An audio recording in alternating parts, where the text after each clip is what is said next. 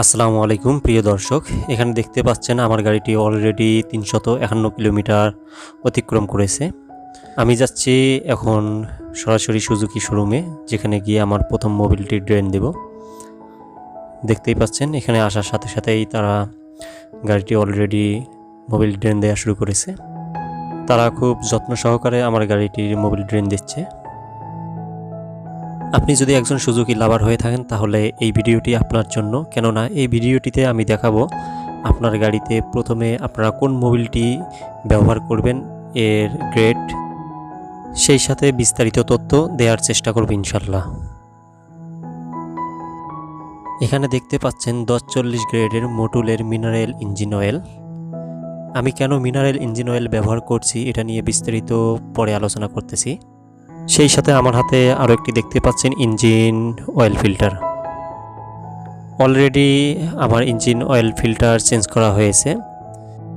সাধারণত সুজুকি থেকে আপনাদের মোটুল রিকমেন্ড করে ব্রেকিং পিরিয়ডে আপনাদের প্রথমে 350 কিলোমিটারের মধ্যে প্রথম মোবিল ড্রেন দিতে হয় এবং তারপর হচ্ছে 500, 850 মোট। তারপরে এইভাবে ধাপে ধাপে আপনাদের খুব কম কিলোমিটারে আপনাদের মোবিলটা ড্রেন দিতে হয়। মিনারেল ইঞ্জিন অয়েলটা ব্যবহার করার কারণে আপনাদের খরচ অনেক কম হবে, আপনাদের গাড়ির পারফরমেন্সও অনেক ভালো পাবেন। আমার গাড়ির গিয়ার শিফটিংটাও অনেক হার্ড হওয়ার কারণে খুব কষ্ট হয় গিয়ার শিফট করার জন্য। এইদিকে একজন ছোট ভাই সেটা ঠিক করতেছে, পাশে তো দেখতেই পাচ্ছেন মোবিল ড্রেন হচ্ছে।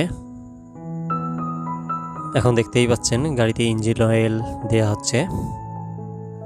বর্তমানে ইঞ্জিনগুলোতে 1000 ml করেছে, আর যারা অয়েল ফিল্টার চেঞ্জ করবেন তারা আরও 100 ml অয়েল এখানে যোগ করবেন।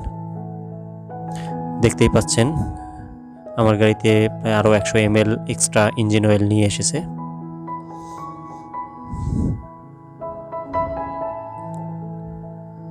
এটা সাধারণত আপনারা যদি অয়েল ফিল্টার চেঞ্জ করেন তাহলেই এক্সট্রা 100 ml ইঞ্জিন অয়েল যোগ করবেন, তা না হলে আর দেওয়ার দরকার নাই।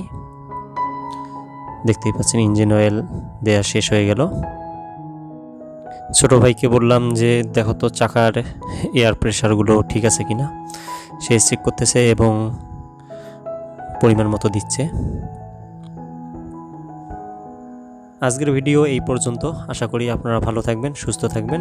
শুভকামনা।